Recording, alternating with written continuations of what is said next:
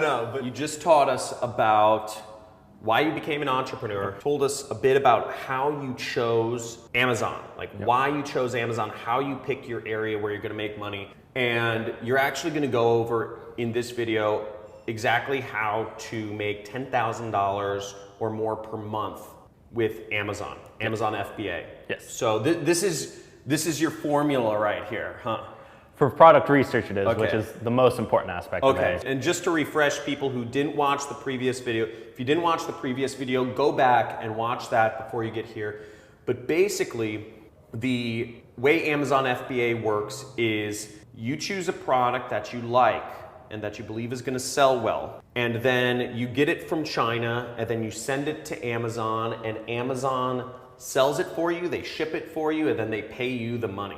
The big trick is how to pick products that are going to make you money. And $10,000 a month is, I think, a good barometer for any good life.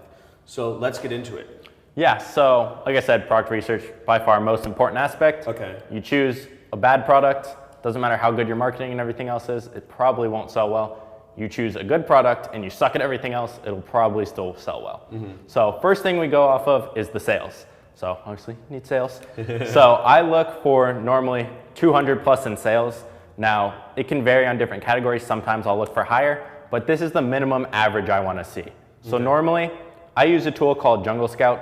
It's a little Chrome extension. You click on a certain keyword and it'll pull all the data for the top listings for that keyword. Okay. So I then look at the top products on all those. I'll normally look at the top 10 or top 12, and I want to see at least the majority, probably I say 7 out of 12, meet this criteria of 200 plus in sales. So the 7 out of 12 of the top products in that category. So let's say I'm searching up camping hammocks for that keyword, because Amazon's all about ranking for different keywords. My whole goal is to see where I think I can rank myself for that keyword. So I want to make sure that keyword is getting sales for those products. So when I search that keyword, I want the majority of people to have sales that I think I can get. So if they all have 100, I'm probably not going to be able to come in and get 200, because that's not what the market can hold. But if they all have 500, I might be able to get that. So over 200, we're good. Cool. So that's the demand aspect of it. Now reviews on Amazon are kind of how you gauge competition. Not 100%, but normally, if you see someone with 1,000 reviews versus someone with 10, you're going to buy the one with 1,000 reviews. It's just feels more professional, more real to the person. A lot of people feel like there's fake reviews on Amazon, so that's why you do want to have a good amount of reviews, which is a whole different launching strategy, which we might go over later. But I go off of under 75 reviews because I want to see how many I think I can get. And now a lot of people think, what if I can just get 200 reviews? Can I rank that high? No, it doesn't work exactly like that. But if I see, again, the majority, so 7 of the first 12 listings being under 75 reviews, then I say, okay, that's not too competitive. I can probably go after that product. Now, a small little piece on this is you don't want products that are exactly all the same. So let's say everyone's selling a pen and it's the same pen every time because everyone sources it from Alibaba and it's the same thing. There's no differentiation. So you want to make sure you differentiate yourself. Third point is you want the price to be between $15 and $50.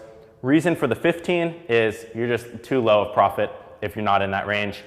You won't be making more than $5 a sale because Amazon takes 15% of the sale price and then their fulfillment fee, which our whole goal is small and light products because that's what the fulfillment fee is based off of.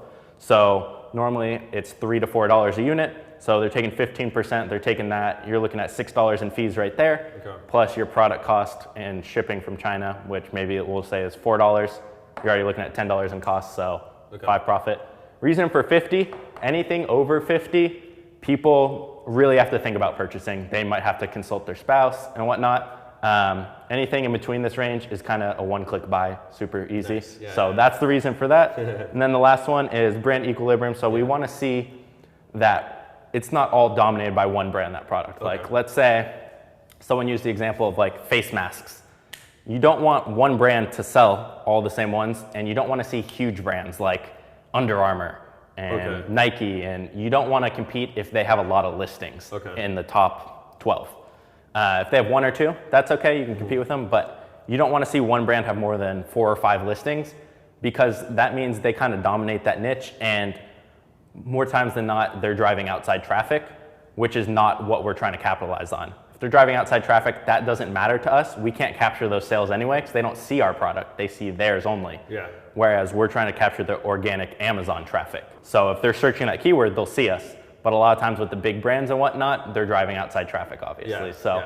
That's the main reason for that. But these are kind of the main points. There's a couple little things other than that. But the main thing, again, the tool I use is called Jungle Scout. I'll put a link in the description to the resources you mentioned. Yeah. So that's the Chrome extension they have. They have another tool, which kind of helps you initially find products. But the Chrome extension pulls all the sales data. So we want 7 out of top 12 to meet 200 plus sales, to be under 75 reviews. We want the whole market for that product to be $15 to $50.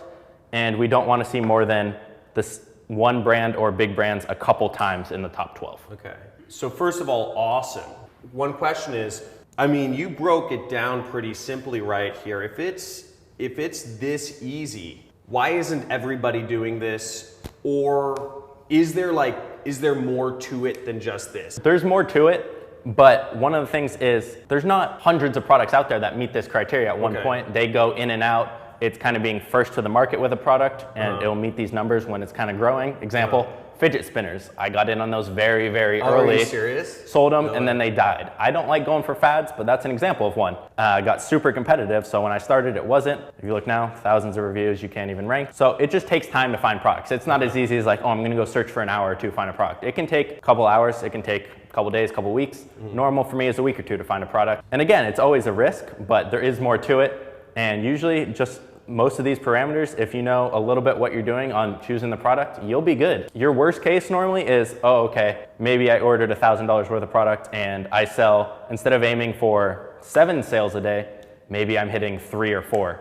Okay, so you're still making $20, $30 a day. So now your worst case is you're profiting $1,000 and you just don't reorder that product. So worst case is your money's tied up for 3 or 4 months if you're selling really slow. Because our initial orders are normally 200 to 500 units. So that's kind of usually your worst case. Now, can you lose money? Yes. If you do advertising and other things and you're not doing it well, you can. Will you? Probably not. That's awesome. You work with some students, don't you? You have like a training program, and yeah, you help people out. And what do you help people out with? Because I mean, it seems like it's all laid out here, but what extra stuff do you help people out I have a private Facebook group where I'll help everyone who's in my course, and they'll kind of help each other because there's people who are brand new, who are in the middle, who are making 30+ thousand a month now. And we'll just all help each other out in there. The main thing is I'll review products they have. So like I said, the little Chrome extension, it's like an Excel sheet of data. They'll screenshot that and I'll analyze it for them and tell them, oh, that product's pretty good or too competitive or not enough sales or brand dominated. So it's when it gets close on these and they want me to review them, I will in that group. So that's badass. The most important aspect. We should actually talk about mentors soon. We should do something on mentors, but one thing I talk to my audience a lot about is just how you are the 5 people you surround yourself with. And if you surround yourself with only people who are employees, only people who are skeptical, only people who get paid an hourly wage or a monthly salary, it's not gonna be much help for you. You're not gonna get out of that because you're gonna be continually dragged back into that zone, especially if you're not connecting with any other people that are actually driving sweet cars, that are, you know, my buddy's buying a Gulfstream jet, you know, next month, which is really cool. You know, it's 10 to 15 million dollars, right? If you're not surrounding yourself with badass entrepreneurs. So if this is something that is, if you think you want to start an Amazon business, if that's like a direction where you say, okay, this is something I'm ready to do, dude, I would totally encourage you guys to check out this guy's training stuff. Is it all right if I put up some links or something? And basically I'll put up some links to his private groups. I think that's awesome. And I take a lot of effort to surround myself with badass people. My bare minimum right now, I mean, this sounds nuts. It's people with 8 figures. People with 8 or 9 figure businesses or net worths. Pretty interesting. Do you want me to leave or? No. I still hang with all my crew, but you know what I'm saying. Yeah. Like, it's about, for me, it's you know, leveling up. Awesome stuff, dude. Thank you so much for sharing this. Guys, make sure you leave comments. If you have any questions, put them in the comments right now. Let us know. I'll pull this guy's leg to answer some of them for you guys. Yeah, that's what I'm known for, is quick responses and answering everything. So okay, awesome. I'll be in the comments, don't worry. Awesome. So I'm gonna make sure this guy's in the comments. Give big thumbs up for this. This is freaking simple. I love it. It's easy. There's no reason for you guys not to be crushing it. Get out. If you guys are on a train to nowhere, if you guys are tired of watching your friends become successful around you, watching people have families or be happy or buy sweet cars or buy houses, and you're like, what am I doing? Guys, you have freaking right here, or you know, my program, it's all out there. You guys just have to do something. So dude, thanks again.